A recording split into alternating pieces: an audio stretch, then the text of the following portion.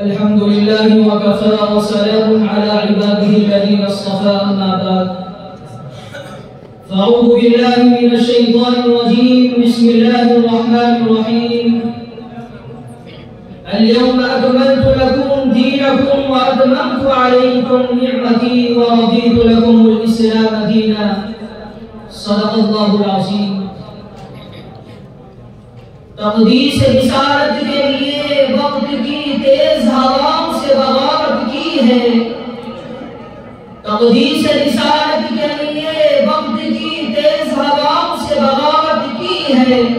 توڑ کر رسم سیاست کا فصول ایک فقط نام محمد سے محبت کی ہے گرامی قدر صدر محترم اسٹیج پر تشریف فرما میرے معزز اساتذہ اکرام و مہمانان نظام اور حاضرین انجمن میں آپ حضرات کے سامنے ختم نبوت اور عشق رسول کے متعلق کچھ عرض کرنا چاہتا ہوں لیکن سب سے پہلے یہ بات سمجھنی ہے کہ جہاں لا الہ الا اللہ پر ایمان لانا لازم و ضروری ہے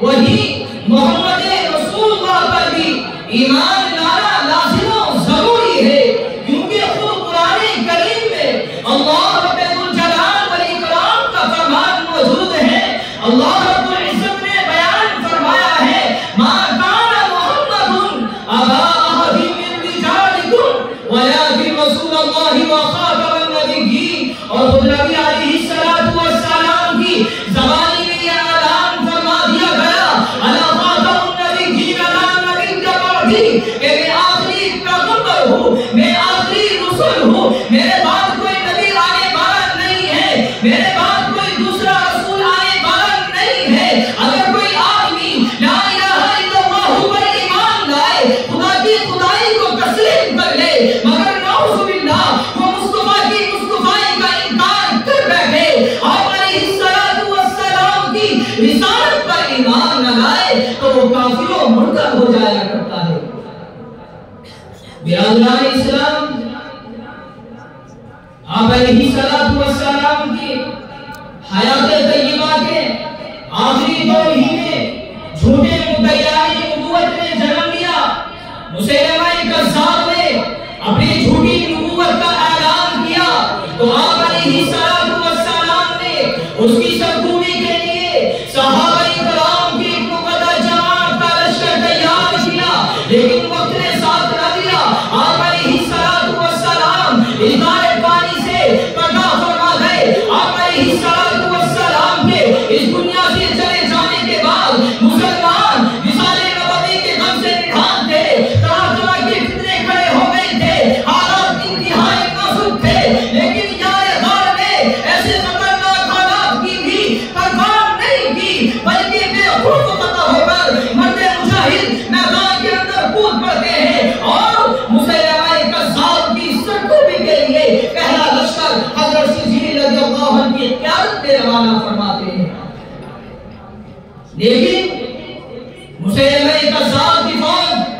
اس لشکر کو شکست دے دیتی ہے پھر دوسرا لشکر حضرت اکرمہ بن ابو جہل کی قیادت میں روانہ فرماتے ہیں لیکن مسیلمہ کذاب اس لشکر کو بھی شکست دے دیتا ہے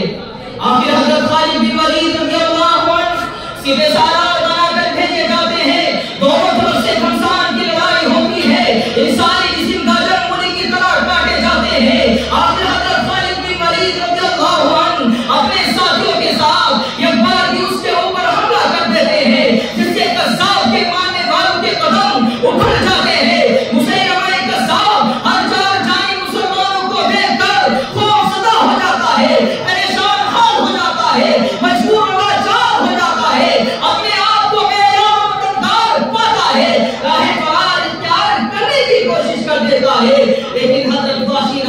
اللہ عنہ اپنا حلقہ اس کے طرف پھینک کر ایسا زبردست وار کرتے ہیں، ایسا وار کرتے ہیں کہ اس کی دوہری سرا کاٹتے ہوئے، اس کا پیٹ پھاڑتے ہوئے وہ موت کے ذریعے دوزخ کے گڑھے کے جا گرتا ہے، اور اس کی جھوٹی نبوت بھی مجاہدین ختم نبوت کے ہاتھوں میدان یمامہ میں ہمیشہ ہمیشہ کے لیے دفن ہو جاتا ہے۔ شہدائیان اسلام و عاشقان خیر الانام، یہ دیکھو صدیق اکبر رضی اللہ عنہ کا عہد خلافت ہے، یمامہ کے میدان میں 1200 صحابہ رضی اللہ عنہم اجمعین کی لاشیں بکھری پڑی ہے،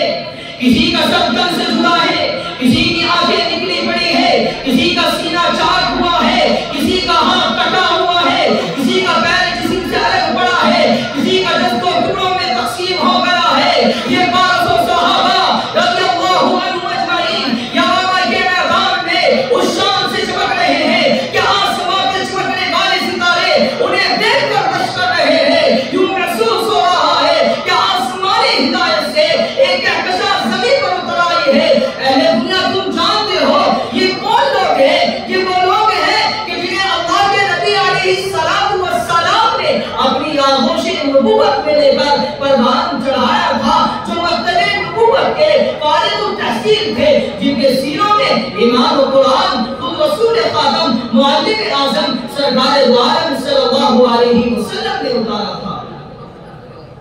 جنہیں دنیا ہی میں رب کائنات نے جنت کے سرٹیفکیٹ سے نوازا تھا، جن کا مرتبہ اتنا بلند کہ پوری امت بھی مل کر ان کے کسی ایک کے قدموں کے دھول کے برابر نہیں ہو سکتی۔ یہ شہداء و شہادت کی سرخ پہنے ہوئے استراحت فرما رہے ہیں، ان میں 700 حفاظ قرآن ہیں،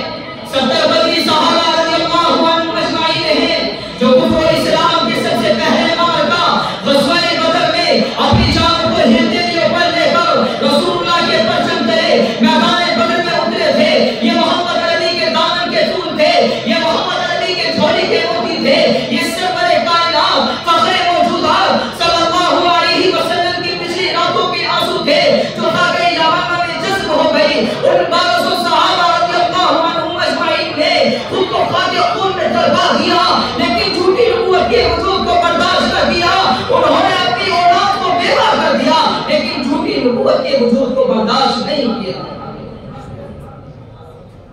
برادران اسلام، تاریخ اور آتشاہ کے رسول کے بے شمار واقعات سے بھرے پڑے ہیں، جنہوں نے تحفظ ختم نبوت کے خاطر اپنی جانوں کو قربان کر دیا۔ 1929 عیسوی کی بات ہے کہ راجپال نامی ایک بدبخت خبیث نے اپنے جہانوی ہونے کا ثبوت دیتے ہوئے اس نے نبی اکرم صلی اللہ علیہ وسلم کی شان کریمی میں گستاخی کرتے ہوئے ایک کتاب لکھی، جس کی وجہ سے عاشقان خاتم الانبیاء کے سینوں میں چنگاریاں شعلہ بن کر ابھرنے لگی، مجاہدین ختم نبوت کے دن تڑپنے لگے، جگہ جگہ اس بدبخت سے انتقام لینے کی تیاریاں ہونے لگی۔ ایسے وقت میں ایک عاشق رسول جن کی خوش قسمتی پر آسمان و زمین بھی رش کرے، وہ اپنے آقا مولا کے واسطے سے پکار کر کہتے ہیں، اے اللہ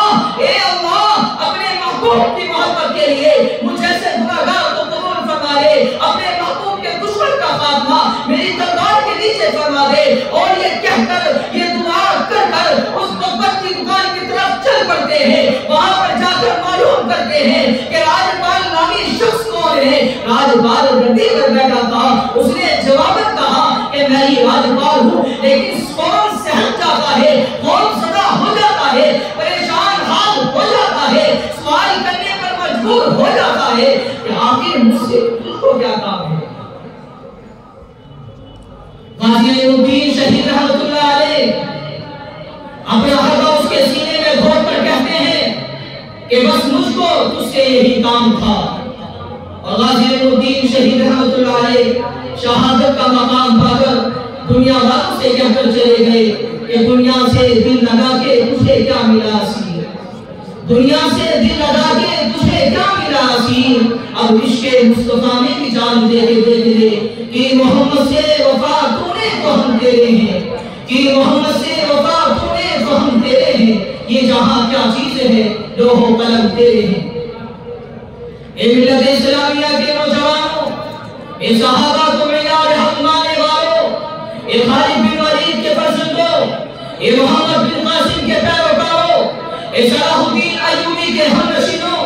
اے مولانا قاسم نانوتوی رحمۃ اللہ علیہ کے متبعینوں، اٹھو اور اپنے اندر ایمانی جذبہ پیدا کرو اور یہ اعلان کر دو کہ ختم نبوت کی حفاظت کے لیے اگر ہمیں اپنی جان دینے کی ضرورت پڑی ہم اس کے لیے بھی تیار ہیں، مال دینے کی ضرورت پڑی ہم اس کے لیے بھی تیار ہیں، لیکن کبھی کسی دشمن رسول کو، سرداران شیاطین کو، آپ علیہ السلام کی شان کریمی میں گستاخی کرنے والوں کو قبول نہیں کریں گے۔ بدلا دو ان جاہل نادا انسانوں کو، عقیدت ایمان زندہ ہے۔ بدلا دو ان جاہل نادا انسانوں کو، عقیدت ایمان زندہ ہے۔ ختم نبوت کی حفاظت کے لیے کل بھی زندہ تھے اور آج بھی زندہ ہے۔ وآخر دعوانا الحمدللہ رب العالمین۔